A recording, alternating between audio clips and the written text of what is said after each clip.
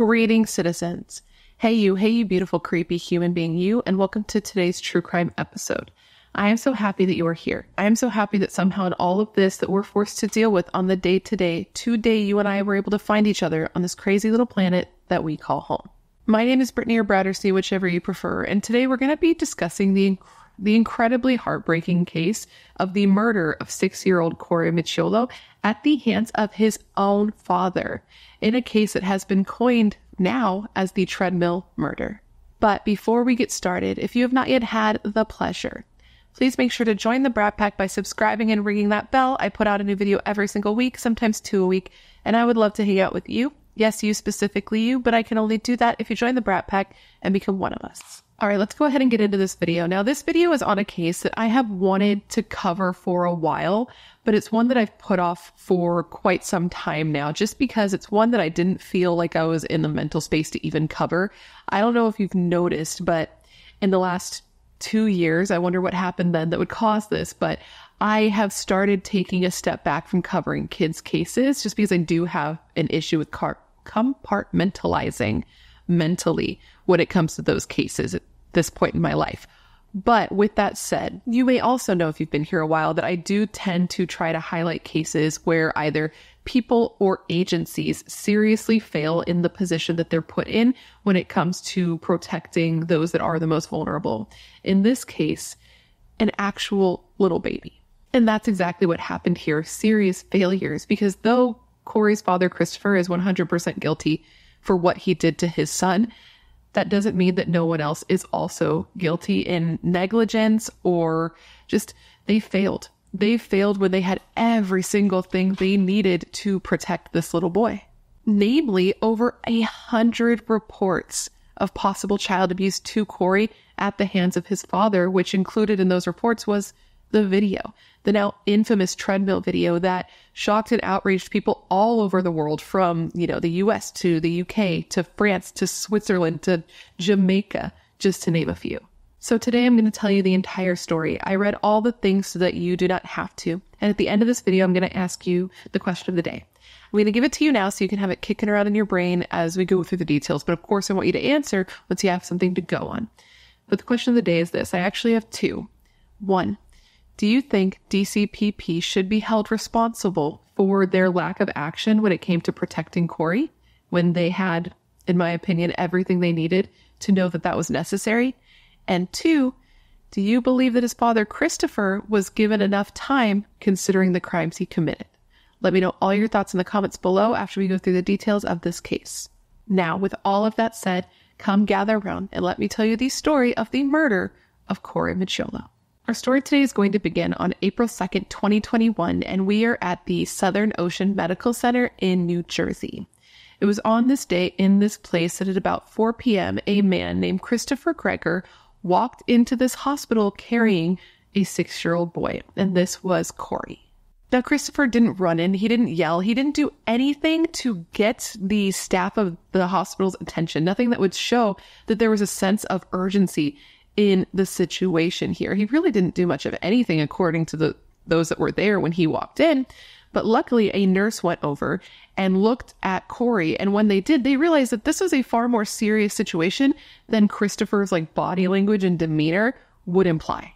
So Christopher was holding Corey, and Corey's arms were kind of over his shoulders, and his face was burrowed into his dad's neck and shoulders, so you couldn't see his face. But the nurse could see that his legs were just sort of dangling there. So the nurse goes over and is like, okay, it doesn't seem like this kid has a lot of muscle control. So they're able to move his head so they can look at his face, and they see that his eyes just rolled directly into the back of his head. And immediately they're like, okay, this is a huge problem, and they get them a room. Once in the room, things moved very quickly, and he got worse so fast. He started having seizures. His heart would stop, and he periodically stopped breathing. Now, during this time, the staff was able to revive him. So they're like, okay, we need to do a CAT scan. We need to figure out what is going on with this kid. But when they went to attempt the CAT scan, he again got worse and his heart stopped again. And this time they were not able to revive him. Corey passed away on April 2nd, 2021 at 5:03 p.m., surrounded by only medical staff because his father had left him. He had left the room and left him there to die alone. around just people that he did not know. And not only did he make it so Corey didn't have him, but he actively made it so that his mother couldn't spend those last moments with him. He actively went out of his way to refuse to tell Corey's mother which hospital he had taken their son to, so that he robbed her of those final moments of her son's life and robbed Corey of those final moments with his mother. Now let's talk about Corey. And I already know I'm going to have such a hard time talking about this little baby because it's so incredibly upsetting that he's not here. But his is a story that needs to be told, and people need to see how horrible what happened to him is and understand that this is common.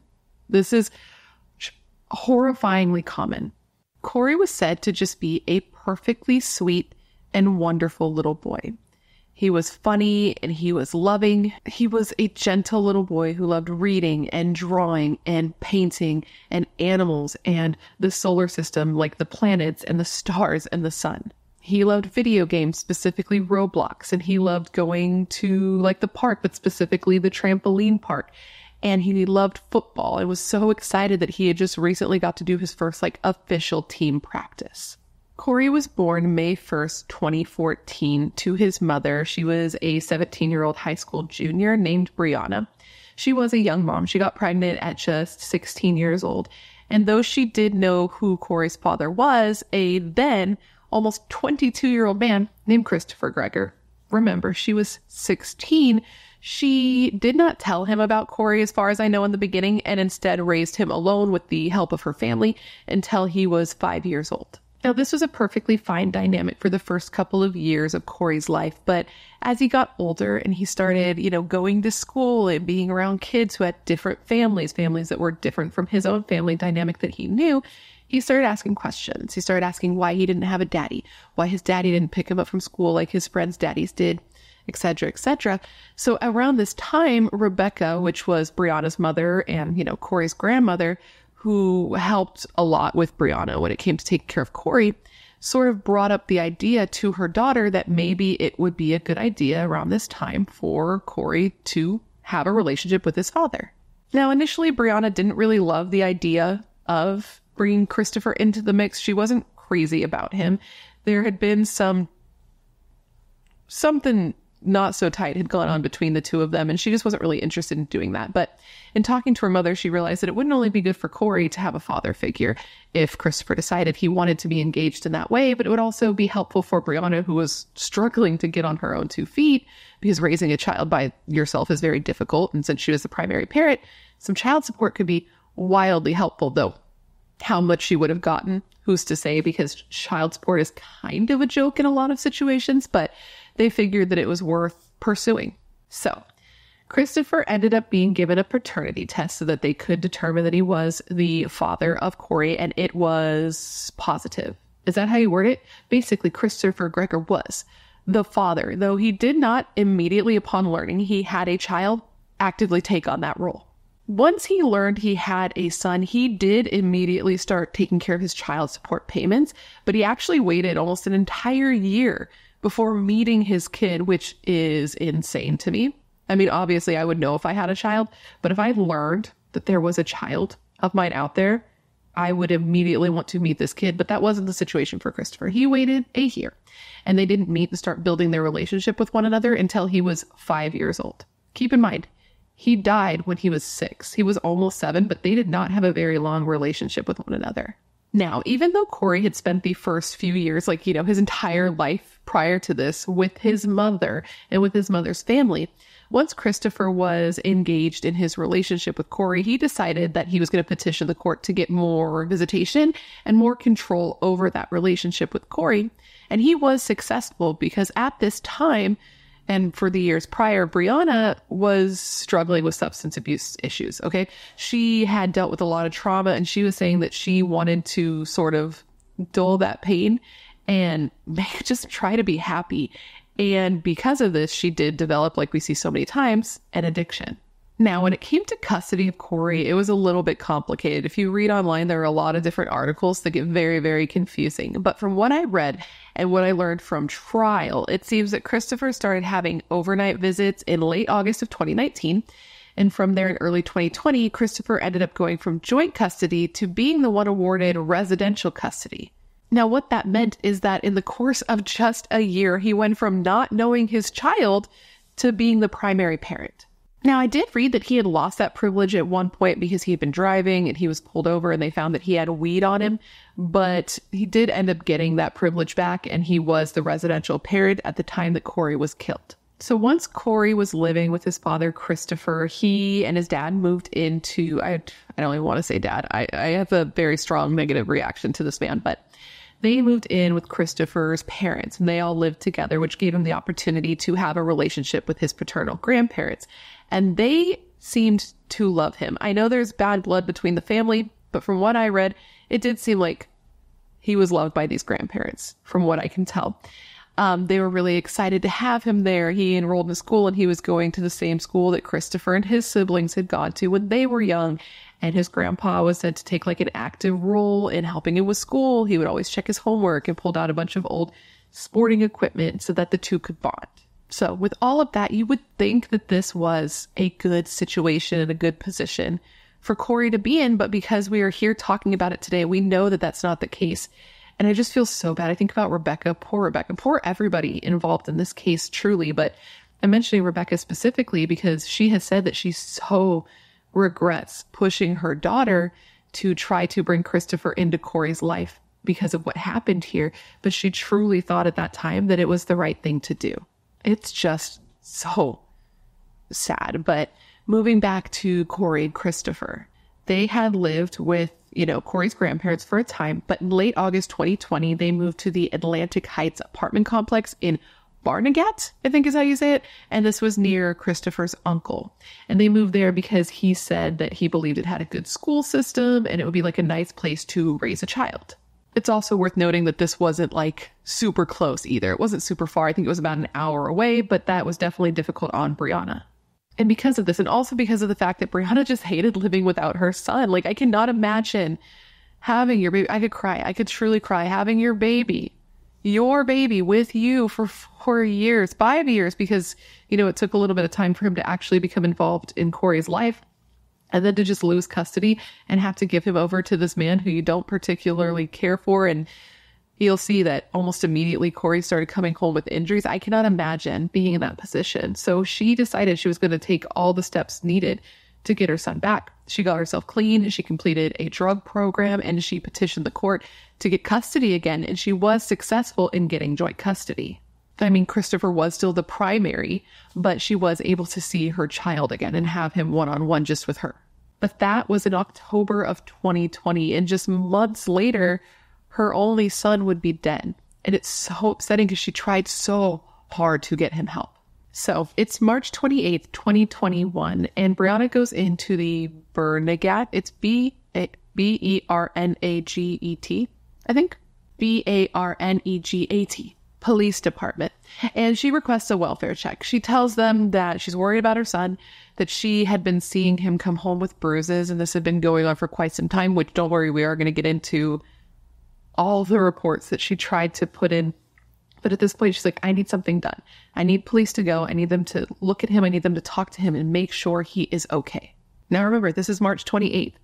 He's dead by April 2nd. So two police officers head over to the apartment that Corey shared with his father. And they went in and they saw him.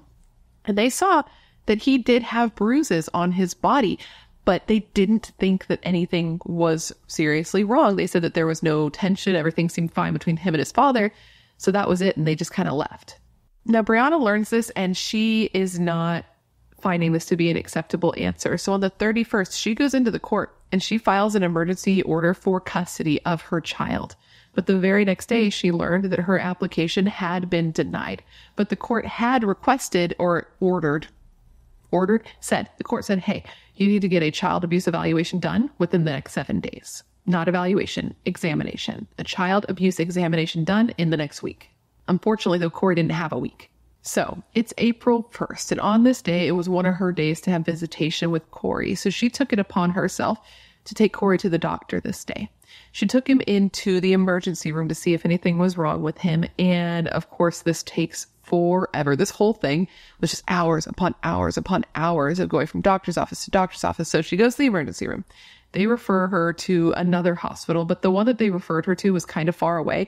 And she was worried about taking him to that one specifically because she was worried it would take too long and she wouldn't get Corey to his dad on time, which was a huge issue because in the past, when she had been required to have Corey at his house at a certain time and she had been late, he had threatened to take visitation away from her. And on this particular day, she texted him and let him know, I'm at the hospital with your child. And his biggest concern when he learns this is her making sure to have Corey to him on time the following morning. And that's because at this time when she's texting him, it's nighttime now because she's been at the hospital with him all day and she's supposed to have him with his father by 9 a.m. the next day. So all that is to say that she chose a closer doctor instead of going to the farther one away because she wanted to make sure to get her son back to his father on time. So she ended up taking him to the Jersey Shore Medical Center, and the doctor at the first medical place they went called that hospital to make sure a pediatric emergency room doctor would be available for them. Now, while there, he was given a head-to-toe examination. They checked his bones, they checked his labs, etc., etc. And they did notice that he had extensive bruising. They noted 14 different bruises and scratches with bleeding that was under his skin that was in various stages of healing. And the most notable mark that he had on his body was a 5 by 5 centimeter bruise to his sternum. Now, despite having all these injuries to his body, he was medically cleared for release. They were like, listen, there's nothing wrong with his lungs. There's nothing wrong with his bones. There's nothing on his labs. So he was medically discharged and referred to a child abuse team for evaluation, and Corey's DCPP caseworker was informed. Hours later, on April 2nd, 2021, Brianna drove Corey over and dropped him off with his father, Christopher, at about 9 a.m., informing Christopher that she had made an appointment with a child abuse expert. But that day, Corey would die. Now, what happened specifically between Corey and his father that day, we do not know. But what we do know is that afternoon, Christopher took Corey to the hospital after he says Corey woke up incoherent after a nap. He said that during that day, Corey was loopy and drowsy, so he had him lay down for a nap, hoping that he would feel better, but he woke up hours later and he was no better, so he was taking him to the ER because of that. So he was taken to the back once the staff realized how bad he was. He was, put on a bed, he was undressed so that they could put like a heart monitor on his chest, and that's when they first noticed that bruise to his chest. And as I said, this kid was in bad shape. His heart was stopping, his breathing was stopping, he was having seizures, and Christopher didn't seem to care. One of the nurses who was working, her name was Lindsay, said that she noticed that his reaction to his son's deteriorating health was incredibly odd, and he just seemed completely emotionally detached from the situation. And the way that Christopher was acting was very noticeable to the people there because he was the only person there with Corey, and he had left Corey there to literally suffer and die by himself because he refused to let Corey's mother be there with him. You know what I mean? Like, the hospital staff said that Christopher basically said that Corey's mother was a drug addict and so that she couldn't be there with him, etc., etc. But in reality, what Christopher had done is when he realized he needed to take Corey to the hospital, he texted Brianna to ask for the insurance information because even though as the primary parent, she was still the one who had this information, which I've got thoughts on that, but either way, he texts her to get this insurance information. And then when she's freaking out, asking what's going on, he refuses to tell her what hospital he has taken their kid to, which is truly unforgivable. Because I am certain that while Corey was laying there, literally dying, he would have wanted his mother by his side.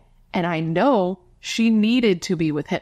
But instead, while her son died, while his heart stopped and he was revived and then it stopped again for the final time, she was there calling around trying to figure out what hospital her child was at, finding out at about 6 p.m. that he was at the Southern Ocean Medical Center, right? Is going to run out her door to drive over there to see if he is all right. And she is greeted in front of her home by police telling her that her son was already dead. She, in learning this, was just in shock. And she said of this, and I quote, "Not only did he take Corey's life, but he took his last moments with his family."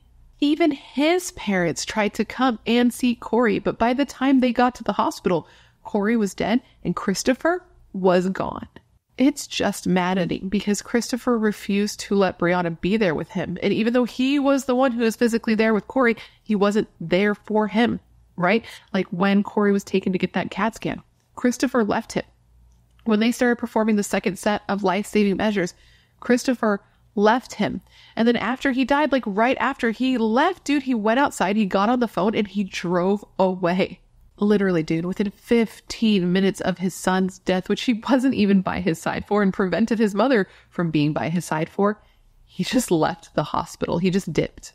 Now, once Christopher's parents found out what happened and found out that he was gone, they freaked out and they tried to get him to come back. They started calling him over and over so that they could tell him to come back. But by that time, his phone was off. He turned his phone off and he kept it off for like 24 hours.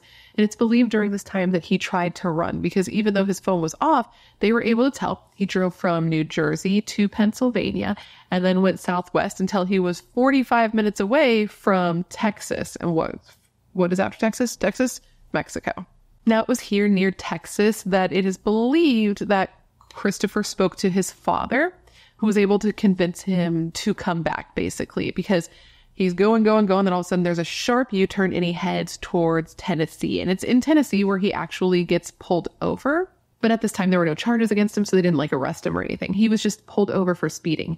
And rather, this was to explain why he was speeding or just word vomit because he was getting pulled over by police and was probably panicking a little bit.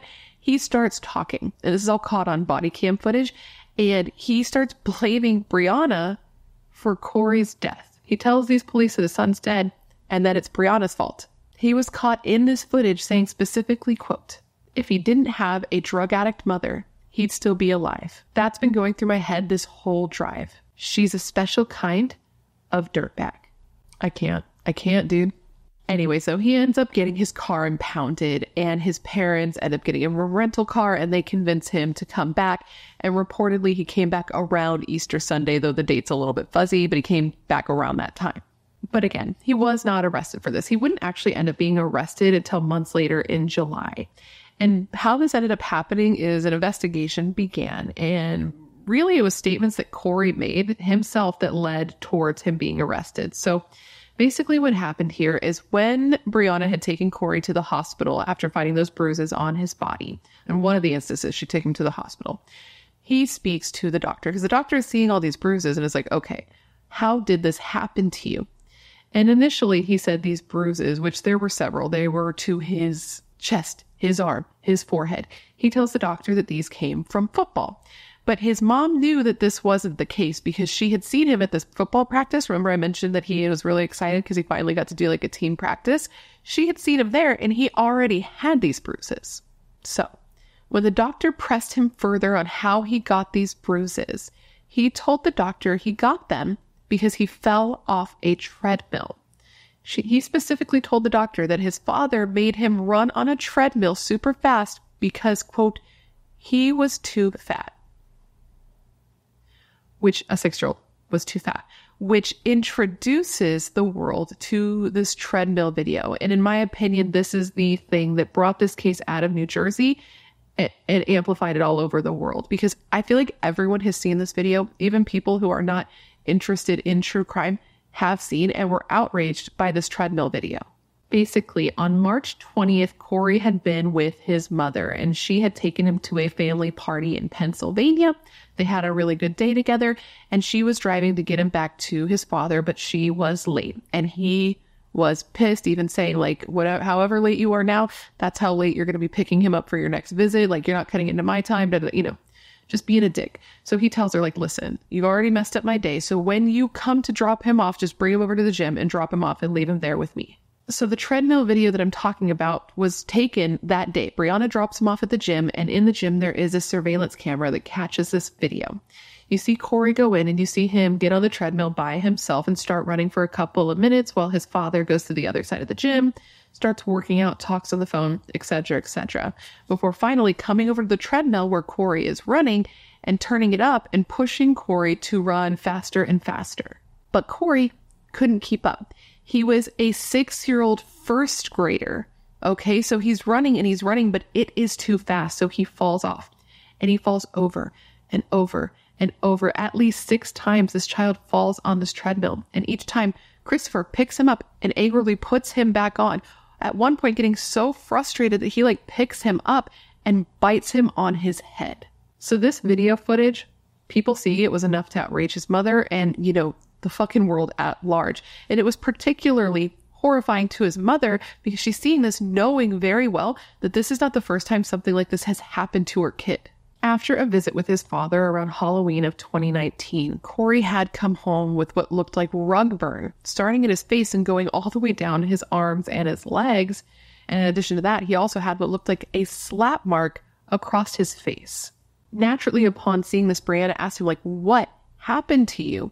And he told his mother that his father told him he was too fat and had put him on a treadmill and he had fallen. So, of course, Brianna reaches out to DCPP and is like, listen, this happened to my kids. Something needs to be done about this, which this is something that she had done previous times. She had called them many times before and would continue to call him many times after this, just begging for somebody to do something. And reportedly, DCPP did talk to Christopher at this time. And he's like, oh yeah, I did put him on a treadmill and he did fall. And they just told him, don't do it again. But obviously, he didn't listen.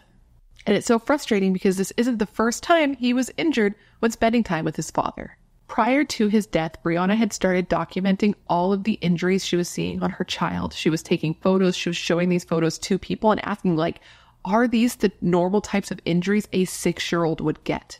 He'd come home with bruising, fingerprint marks in his skin, bite marks, and once even blood pooling at the bottom of his eyes, which unfortunately I did see a photo of, and that is not normal.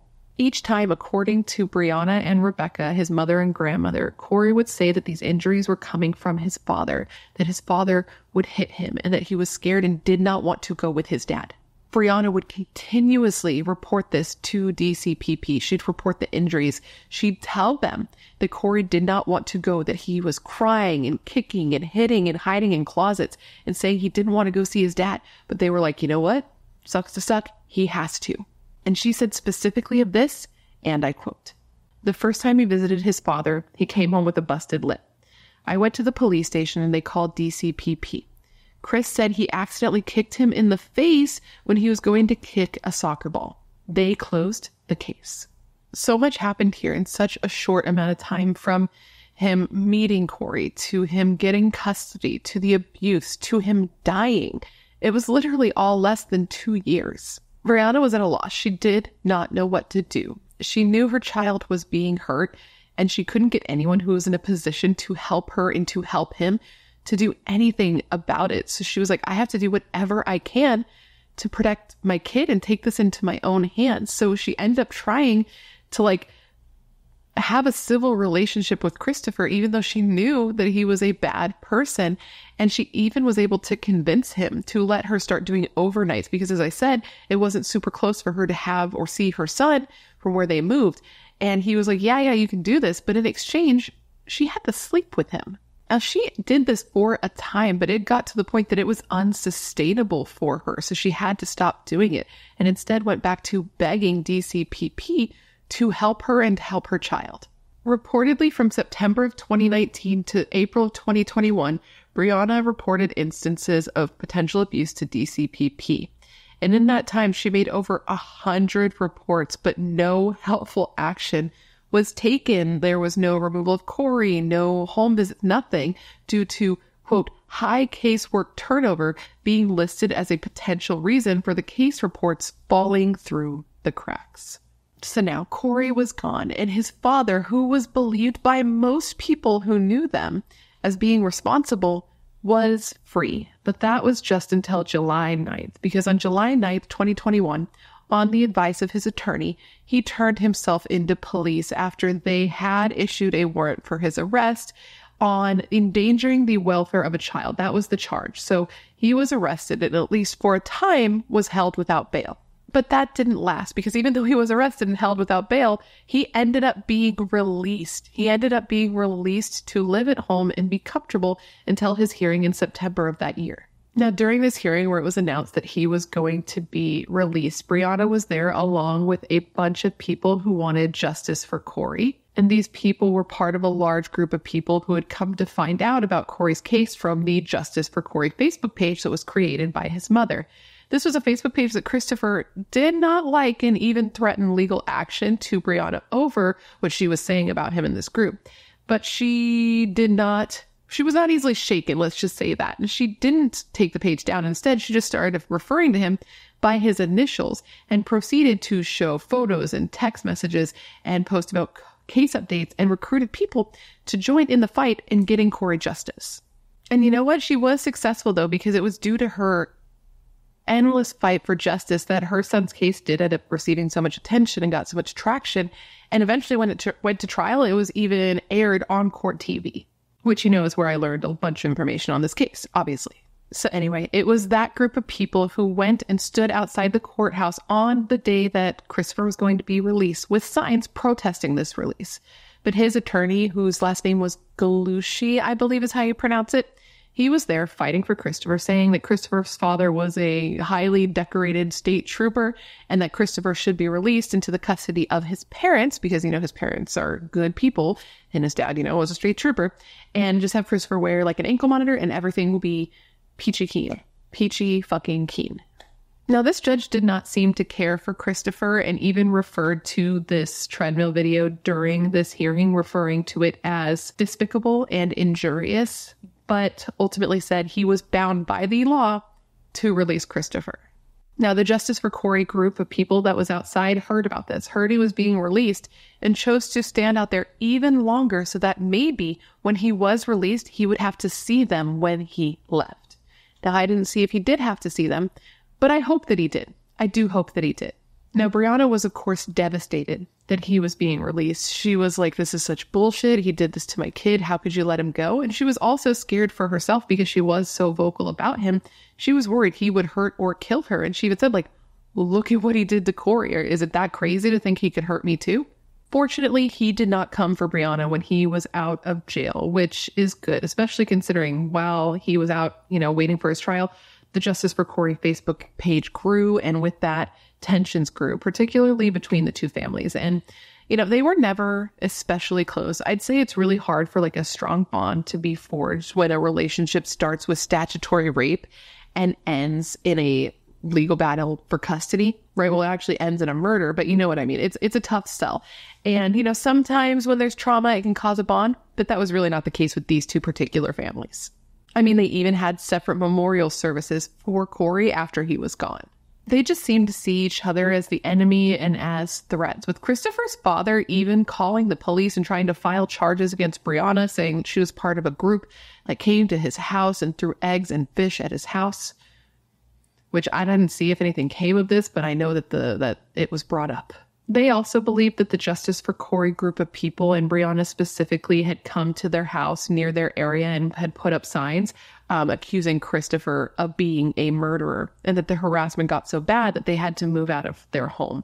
But Brianna says that this isn't true, that she did go all over the place, including their area, hanging up signs saying that she wanted information on Corey's death, but that she never named Christopher specifically as being a murderer in this case. She did say, though, that she had proof and photos of Christopher's mother and sister going around and ripping down those signs asking for information, which reminds me so much of the Venus Stewart case. You remember? Fun fact, I ended up getting, limited ads, like demonetized on that video for referring to his mother as, I guess I'll put the word on the screen because I can't say it. I stand by that decision, though. I stand by that decision, and you cannot push me out in the algorithm if you don't want to, but that's what that woman was being. Anyways, Brianna just said that she was going to do everything she had to do to get information. She believed wholeheartedly that Christopher was responsible, and she was going to prove it. She was going to do anything she needed to prove it, whether that be hanging signs or going and protesting at the court or even holding rallies protesting against DCPP. She would do anything she needed to do to get justice for her child. And she would, but it would take time. Months passed, and eventually it was Christmas. And instead of buying presents for her only baby, she was out there buying toys to donate to Corey's school in his memory, with Corey's grandmother, her name's Rebecca. My brain turned off there. with Corey's grandmother Rebecca saying of this, quote, "Corey enjoyed buying gifts as much as he liked receiving them. We would always go overboard in buying him gifts, and since we don't have Corey to buy for, we figured we'd do something in the community where he last lived." And it wasn't just them. What they were doing was contagious, and more people came and dropped off toys. There were like over 100 toys passed out to kids at his school in his honor, which, you know, is such a sweet but also melancholy way to honor just a little baby, dude. A little baby who never even got to make it to Christmas because he was beaten, literally beaten by his father. So upsetting. So now we're going to move forward to March of 2022. It's March 3rd, 2022 specifically. And it's on this day the Ocean County Prosecutor's Office finally received the report that stated that Corey had died due to blunt force trauma to his chest and abdomen, and his cause of death was listed as homicide. Now, this is a little graphic, but Dr. Thomas A. Andrew, a forensic pathologist who served as New Hampshire's chief medical examiner for like 20 years, said that Corey had contusions on his body in various states of healing, contusions and abrasions on his back, his legs, and arms, and had determined that Corey had died of the blunt force injuries, the blunt impact injuries of his chest and abdomen. He said that he suffered from a pulmonary contusion, a laceration and contusion to his liver, and a laceration to his heart, with his mother literally saying that he died of a broken heart. With that, days later on March 9th, Christopher Greger was arrested again, and this time not just for endangering the welfare of a child, but also for the murder of his own son. So he had these two charges against him, the murder and the endangerment charge, and eventually they ended up adding an aggravated manslaughter charge as well, which I believe was just an attempt to cover all bases when they went to trial. Now, when Brianna learned that he was being arrested, she was elated. Everything that she had worked so hard to accomplish was finally happening. And she said specifically of this, quote, "I'm overjoyed and sad at the same time about Chris's arrest.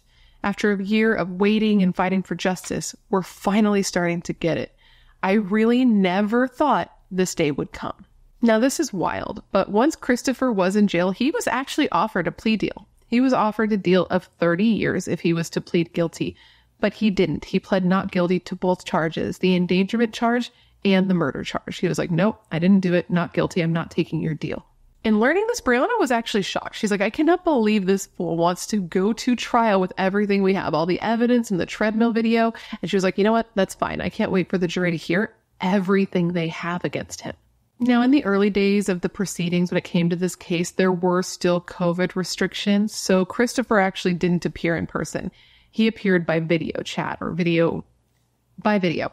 But that wasn't the case for Corey's family. Brianna and Rebecca, they were there front row, and they were frustrated. They were frustrated that he wasn't going to be there. They wanted to see him in person, with Brianna saying, quote, "I wanted to see Chris as afraid as he made Corey." Brianna, her mother, and everybody who wanted justice for Corey was there for every hearing, dude. They wore t-shirts with Corey's face on it. They made signs that they tried to bring, but they were unable to actually bring into the courtroom. And it was just like a very tense, like the tension was palpable. You could feel it. You could cut it with like a butter knife. You know what I mean? And the judge even had to tell the people that were there, like, you have to maintain composure or you're gonna have to leave. Like, I gotta keep order in this court. I know tensions are high and I know why tensions are high, but you gotta keep it together because you could feel that on a dime shit could go wild. Reasonably so. Now, prior to Christopher going to trial, his attorney actually tried to have the endangerment trial and the murder trial separated. And that's basically because the treadmill video, the murder, okay, they weren't saying that what happened on the treadmill led to his murder, but the treadmill video was linked to the endangerment charge. So he's like, okay, that makes him look fucking terrible. I don't want that to be shown during his murder trial. And basically his attorney was like, what I would like is actually for nothing that has to do with child abuse at all to be entered into the trial when it comes to the murder, because it's incredibly prejudicial. Which I'm like, they're trying to prove that he was killed because he was abused. So how do you expect this to fly, my man? His attorney also tried to just have the case dismissed, saying that there was insufficient evidence, but the judge ended up denying both of these requests. Though they were a little successful in getting something they wanted, because the judge did decide that they couldn't introduce the abuse claims that Brianna had posted about on Facebook. Like, none of her posts, none of her photos, none of that could be used at trial. Which I don't really know why when there was photo evidence, but I guess because you can't prove when the photos were taken or, but they wouldn't allow it is the point. So with that, the defense just had to move forward. And when the trial finally began, his attorney was like, listen to the jury, listen. You're not going to like Christopher. Like, you're not going to like him. When you see that treadmill video, you're going to be horrified. You're going to be mortified. And you're going to think he's horrible. And what happened in that video is horrible. But it has nothing to do with Corey's death. He said that they had a doctor who was going to testify to the idea that Corey had died from a, quote, rapidly spreading infection and not from the injury sustained when he repeatedly fell off the treadmill. And he said specifically, quote, I believe that when the facts of this case come out, there will be justice for Corey. But it's not Mr. Greger that is going to be the one to hang for it. This was going to be a tough sell, though, because I'm telling you, anyone who saw this video, like, the immediately knee-jerk reaction was that you hated this guy. There was a formal federal prosecutor who talked about the Treadmill murder case and said that it was indefensible and predicted that they would have a verdict from the jury within minutes, and added that there was a special place in hell for people like Christopher. Now, the prosecution agreed with this sentiment, telling the jurors that they knew that they were going to prove without a shadow of a doubt that Christopher was responsible for the abuse and murder of his son, and that they would prove this with the evidence because, quote, healthy 6-year-olds do not die in the course of a business day, and neither did Corey Micciolo. And the prosecution had a good amount of evidence to prove this. They had the autopsy result, which was humongous because it said that Corey had died by homicide. It also showed that there were marks on his body that were consistent with child abuse. And they said that if Corey had gotten medical attention for the injuries to his liver, he may have been okay. But it was the injuries to his heart where he had been bruised that made it so that, like, the likelihood of being revived, even if he had been taken to the hospital, was extremely low. Now, the defense's doctor, they disagreed, and they actually had a very prominent doctor testify for the defense, contradicting what the autopsy said. Now, who they got to testify for them was famed forensic pathologist Dr. Michael Baden. And basically, he's known for his work on the O.J. Simpson trial and the investigation into the assassination of Kennedy and Martin Luther King Jr., the Jeffrey Epstein case, and George Floyd's case. And he testified that he believed that Corey actually died from sepsis caused by pneumonia. Ugh. Got stuck in there. But a doctor for the prosecution pushed back again on this. This doctor was a pediatric infectious disease specialist that said that they reviewed Corey's medical records from the day before his death and the day that he died. And no, that simply wasn't the case. Corey had died from blunt impact injuries. But the medical stuff wasn't the only thing that the prosecution had. They also had how Christopher was with Corey when he died, how he was at the hospital, how he was after Corey died in the hospital, what he did after, and the fact that he literally went on the run. And this was before a charge was even entered against him. And of course, his attorney tried to say, he wasn't on the run. He was just trying to clear his head and go for a drive, and that nobody can really understand how a person would react to trauma. But the judge immediately called bullshit on this, actually, and even told the defense attorney, quote, I'll be the first to concede that there are a host of ways that one grieves.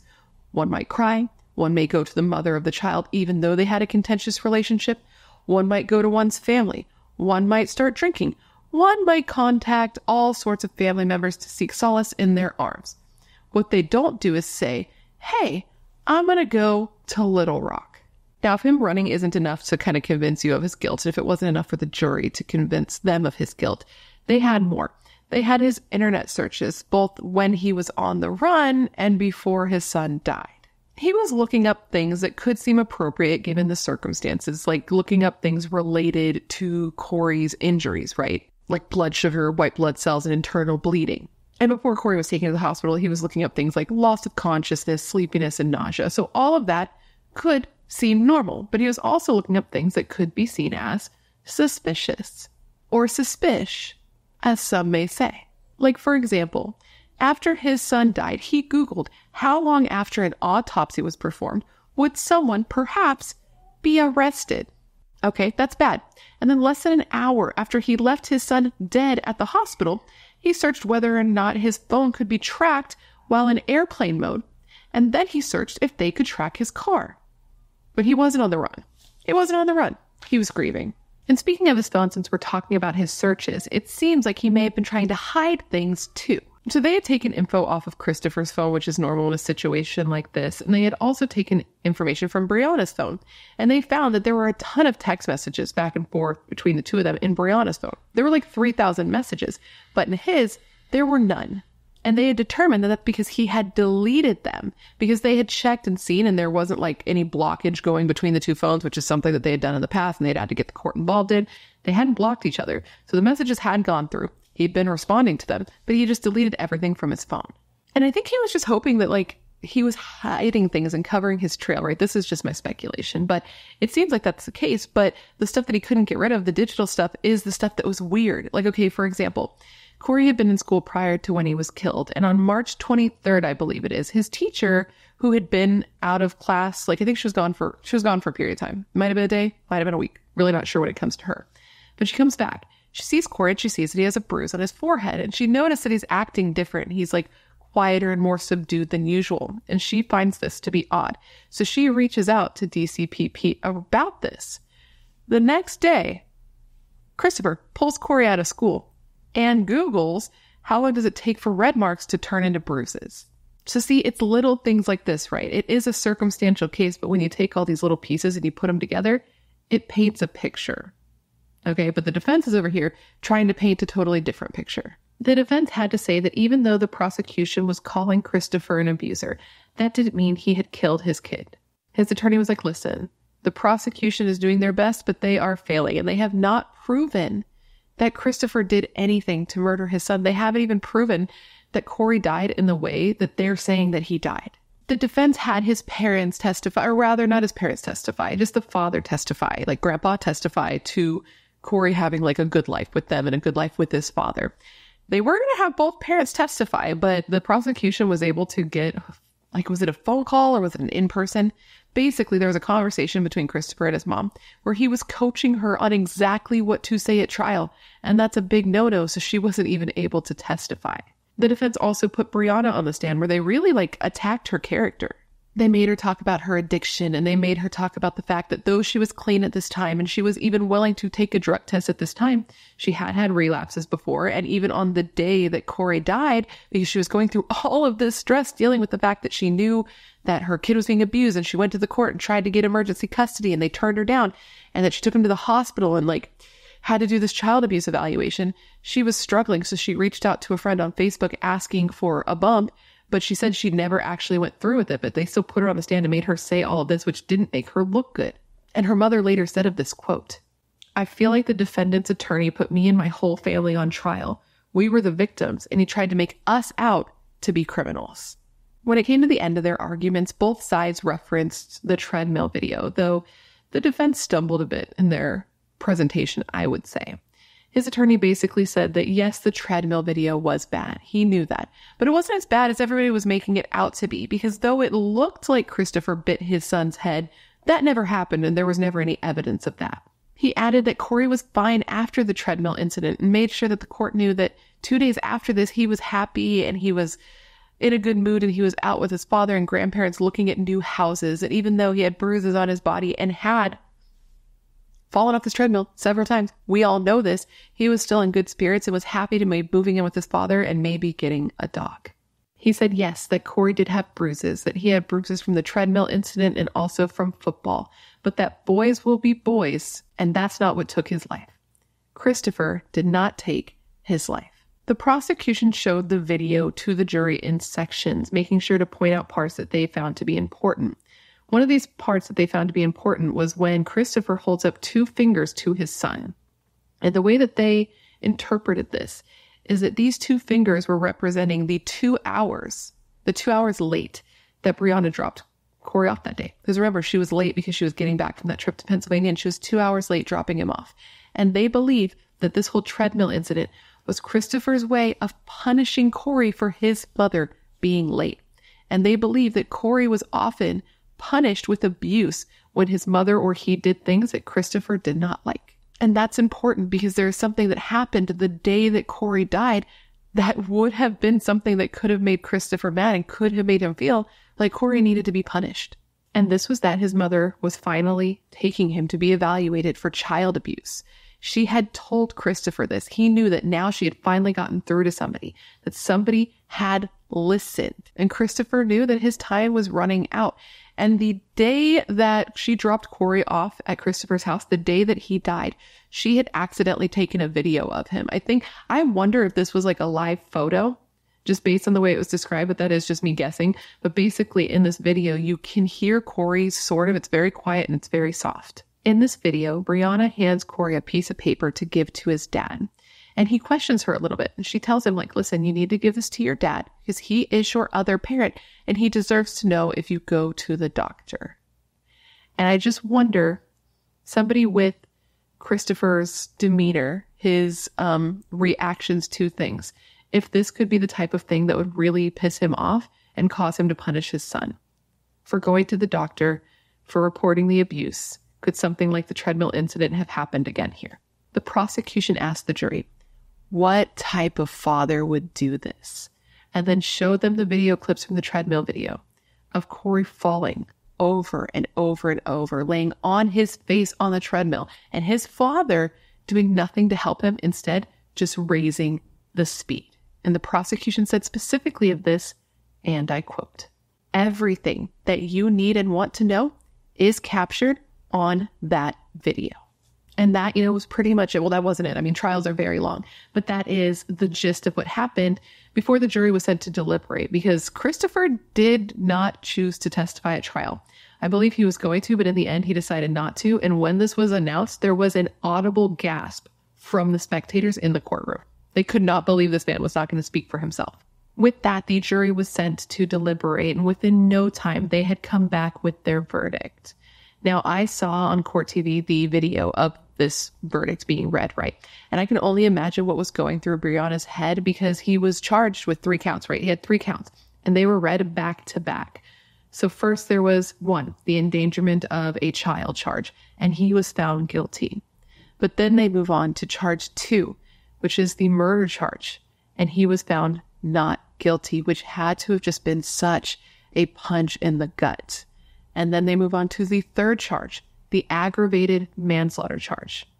And Christopher Greger was found to be unanimously guilty of that charge. And as soon as that guilty verdict was read, Brianna burst into tears, and Christopher just sat there. It was like he couldn't believe it, like he was shocked. He was then led back to wait in jail until his sentencing hearing came for the charges he was found guilty of, and he was facing up to 40 years in prison, but it would depend on whether or not the judge had his sentences run consecutively or concurrently, and whether or not the judge gave him the max he could get for these charges. It was during Christopher's sentencing hearing that the people who loved Corey were finally able to speak their piece and also be the voice for Corey, because I didn't mention this before, but a lot of the statements that Corey made prior to his death, to his mother, to his grandmother, to his teacher, to the doctor, to the first responders not the first responders, but the dudes the cops who went and did the welfare check. The statements he made to them were not able to be used at trial because they were considered hearsay. So Christopher also stifled his voice. It just makes me, The general consensus from the family once they gave their statements was that Christopher should not be shown any mercy and he should get the max for what he did. Corey's aunt had written a letter that she was too emotional to read herself, but she basically said that Christopher shouldn't get a chance because Corey never got a choice and never got a chance. That he put his faith in a man who sent him home from visits with busted lips. Corey's grandma Rebecca spoke, saying that Corey should be getting ready to start school and that they should be getting ready to get him to start school, going school shopping, doing all the things that kids do when they're excited to start another grade. But instead, they're there watching his killer be sentenced. She said that she sees that treadmill video in her nightmares and pointed out that when they showed this video at court, she looked at Christopher and she didn't see him shed a single tear. She also said, and this will break your heart, it destroyed me, that before he was killed, he had taken chalk because he was a little boy. But he had done something weird with this chalk. He didn't draw a flower or a tiger or a dog or a car like kids do. He wrote the words, "I die." And that he then asked his grandma, does God know? Does God see what daddy does to me? And she told him, like, yes, God knows and sees everything. And in response to this, he asked her a question. And the question was this: why doesn't he help me? Can you imagine? Can you imagine being asked that by a kid? I truly can't even imagine hearing a kid say those words. David Greger, Christopher's father, also spoke, and what he said sort of contradicted what, Rebecca was saying. And that was that it was unfair to say that Corey was afraid when he was living with the grandparents and his father, because Corey loved them and they loved him. He also said that there was information about Brianna and Rebecca's family that was relevant to the case, but was never discussed. So do with that what you will. But speaking of Brianna, she was the last to speak, or at least the last that we're going to discuss. She said that she's haunted. She's haunted by the idea that she dropped Corey off with his father and that she never got to see him again. She said that life is not the same. She dreads like normal conversations, like small talk in the park, because she's worried about somebody asking like how many kids she has, because she has a daughter now. She has another child. And I don't know if you've been to a park with a child, but usually there's small talk involved. And they're like, oh, how old? Are they your first? etc, etc. And she just dreads having those conversations because she has to bring up the fact, or has to remember the fact, that her first baby is dead. Brianna said that Corey wanted to look up to Christopher. Like, Corey wanted him to be a role model for him, but instead he abused him. And she said that she believes that the reason Christopher did what he did is because he either is just a sick person or he wanted to punish Brianna specifically. And she said that she truly believes if he ever gets out of jail, he will kill her. She just says she doesn't understand why this happened, that all Christopher had to do was just say he didn't want to be a dad. Like, she wanted her son back. She would have taken him back. But now all she has is to take her daughter to play with toys by his grave. I know I said that the last person who spoke that we were going to discuss was Brianna, but actually Christopher did speak at this hearing too. He had written out a speech on some yellow legal paper and he read it through tears. He wrote and read that he knew that the treadmill video was horrible and that it was inexcusable, but doubled down and said it had nothing to do with Corey's death, and said that he regrets not taking him to the hospital sooner, that he truly believed that he was just tired and that nothing was wrong. He then said, quote, "I'm sorry that we lost Corey. He was simply the best. I know we'll miss him for the rest of our lives." He then added, quote, "Corey, wherever you are, I just want to say I'm proud of you." Following the statement, the prosecutor asked the judge to give him the maximum, 10 years for the endangerment charge and 30 years for the manslaughter charge. He added that if Christopher did the max, that by the time he got out, if Corey was still alive, he would be like 50. He'd be about 50, with still having decades left to live. All of this life that was stolen from him by Christopher. The prosecution also said that everything about this case merited this lengthy sentence, like the fact that Christopher had coached his mother on what to say when she went to trial, how he had tried to run after Corey died, how he clearly had rage inside of him that he could not control, which was evident from that treadmill video, and the fact that if he was ever released, he would be a danger to the community. The prosecutor then said specifically, quote, "There's nothing I can say that is more important than the facts of the case. Christopher Greger abused his son. He ended his life and he left him alone in the hospital to die. I can only imagine what was going through Corey's mind." She then ended saying, quote, "While Corey's body was shutting down, the defendant ordered food." In case you were curious what he was doing on his phone during that time. The judge reviewed everything that was presented in making the decision on how many years that Christopher should stay in prison, including witness statements, like character references that were submitted, where somebody actually had the audacity, this will get you. Somebody had the audacity to tell the judge that what Christopher is doing in that treadmill video was just his way of telling his son, showing his son, that if you fall, you get back up again. A statement that the judge scoffed at, saying specifically, quote, "That's not what we saw. That was abuse of the most egregious sort." The judge then added, quote, "A picture is worth 1,000 words, but that video is worth 10,000 words. He also said that that video, along with another video presented that was one taken by Brianna when she dropped Corey off, showed that there was no love between Christopher and Corey, and instead, Christopher treated his son like a stray dog. Ultimately, the judge ordered a then 32-year-old Christopher Gregor to serve a total of 25 years in prison, 5 years for the endangering charge and 20 years for the manslaughter charge. Now, people were pretty upset that Christopher wasn't given the maximum, and it was especially surprising because the way the judge was talking, it seemed like the judge was leaning towards the idea that Christopher deserved it. But in the end, this is the way that the judge went. And even though this wasn't exactly what the family was hoping for, Brianna has said that she believes that the judge did and made the decision that they legally had to do. And the judge in this case even said that the maximum sentence wasn't legally sustainable, which they didn't clarify what they meant by that, but I believe it has to do with appeals. Oh, and if you're curious about, Christopher and parole and how that's going to work, due to the terms of the No Early Release Act, he's going to have to serve 85% of this 20-year sentence before being eligible for parole, less the, 885 days that he already spent in prison. And after the 20-year sentence, the 5 years immediately starts. So it sounds like even if he is paroled after the 85% is, served, he will then immediately have to start those 5 years anyway, so it'll keep him in jail a little longer. And then after that, he's going to have 5 years of supervised parole, probation, supervision after he's released. Now, the prosecution seemed to see the sentence, even though it wasn't the max, as a win, saying specifically, quote, Christopher Gregor will spend the rest of his days here on earth knowing that he caused the death of his son, Corey.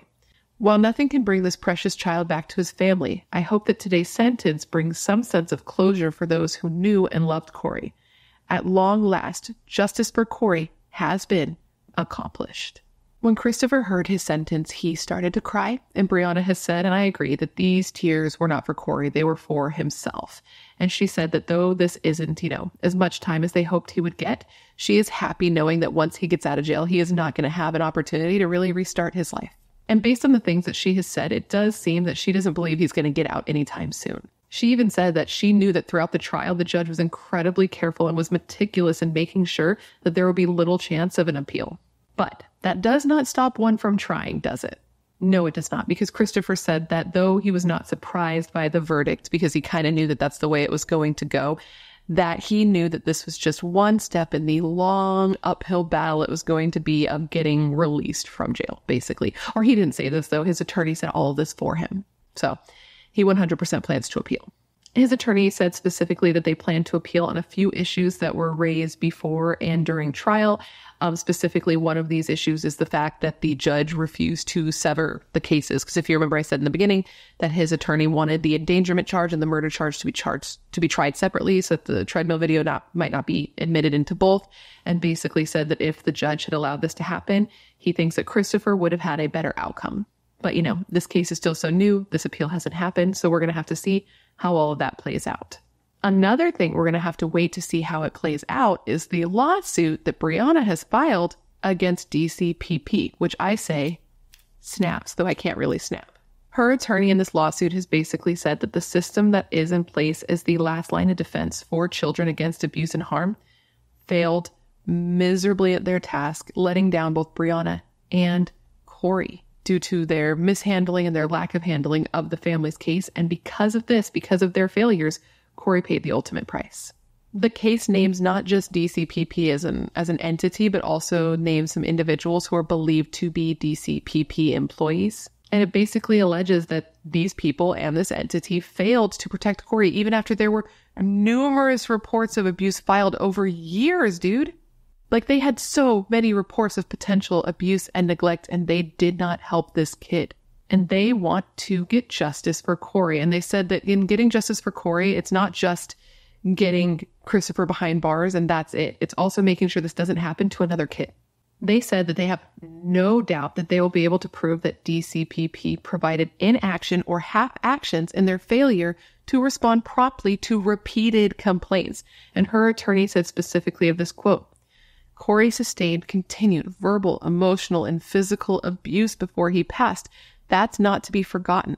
We cannot lose focus on the fact that Corey suffered and for a long time, and that there is no excuse. And I said promptly just now because they did do something eventually. And when I read this, let me tell you, it really got me, man. A perfect example of their lack of care and the breakdown of communication between DCPP and the people involved in that, that whole That whole thing. Okay, I'm not saying each individual employee, you know what I mean. If you don't know what I mean, you know what I mean.